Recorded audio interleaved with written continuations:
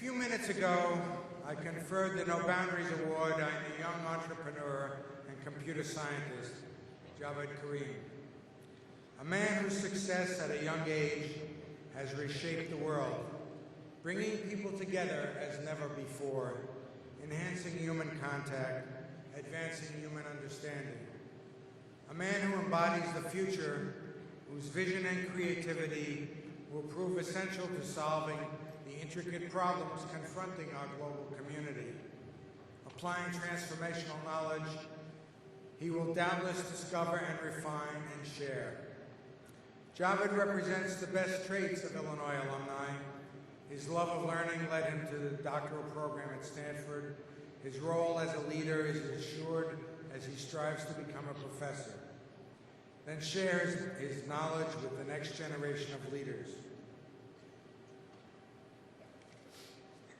There's one word to describe Javed's accomplishments, one word to frame his potential: cool. Please welcome our commencement speaker, Javed Karim, class of 2004.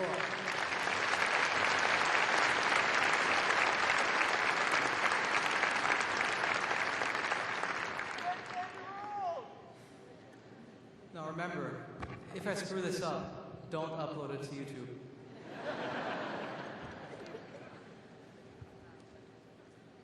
President White, Chancellor Herman, members of the faculty, and most importantly, graduates. So most of you probably have a love-hate relationship with YouTube, right? Because on one hand, it has allowed you to spend endless nights watching tons of hilarious videos.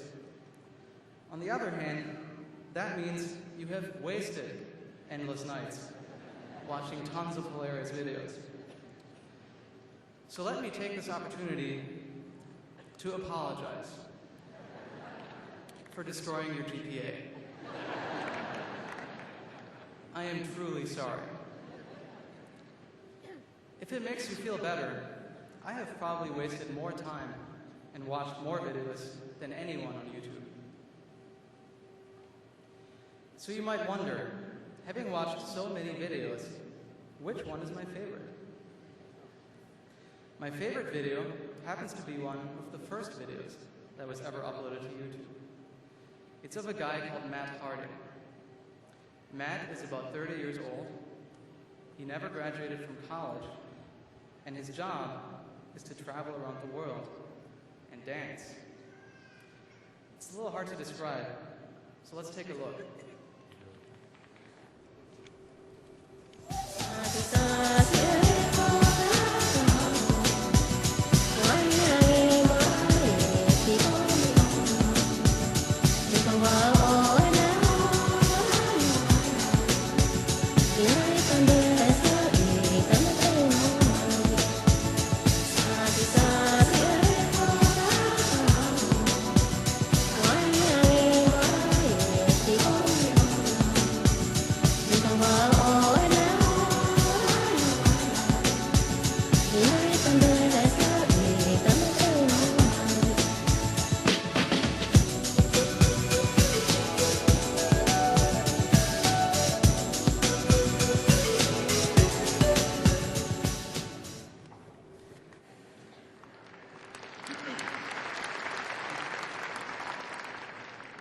So what's so special about this video? Well, I like it because it illustrates what YouTube is all about. Namely that anyone who has a good idea can just take that idea and make it happen. Matt, for example, just made the first video for fun. His video was then discovered by a bubblegum company. So now they are paying Matt to travel around the world and dance, promoting their bubblegum. Sounds like a good deal to me.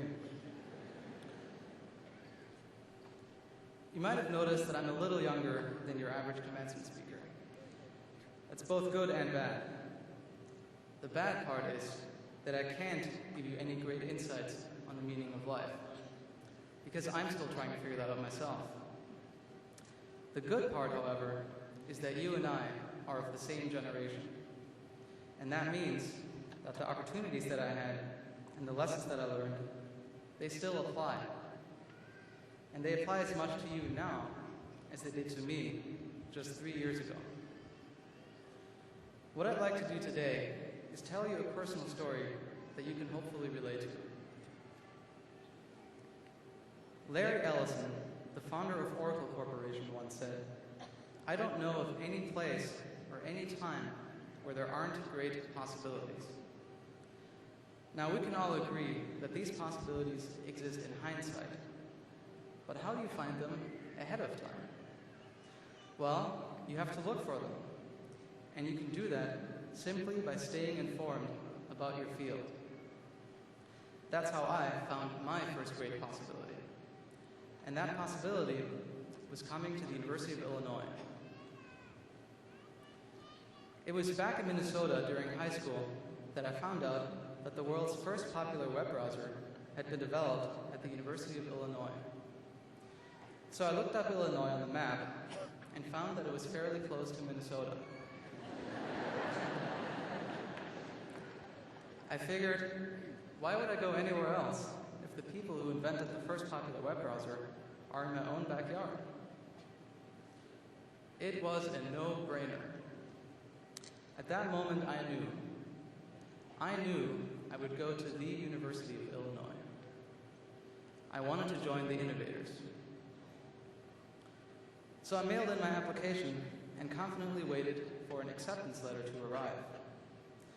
I did get a reply, but it wasn't quite what I expected.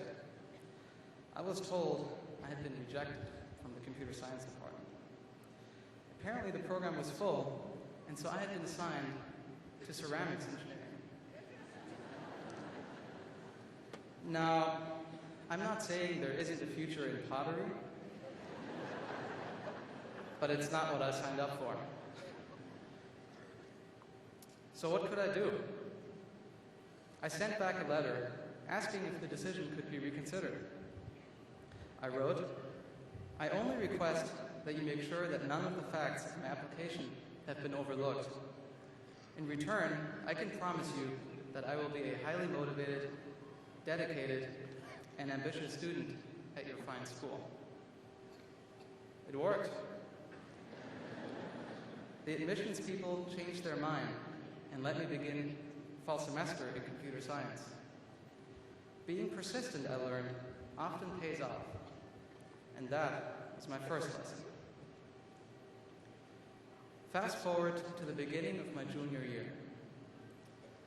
I received an offer to work at a startup company called PayPal, which was founded by an impressive team of Illinois engineers. It was at the height of the internet bubble, and PayPal was taking off big time. It seemed like a great opportunity, but I didn't know if I should abort my studies to join a risky startup.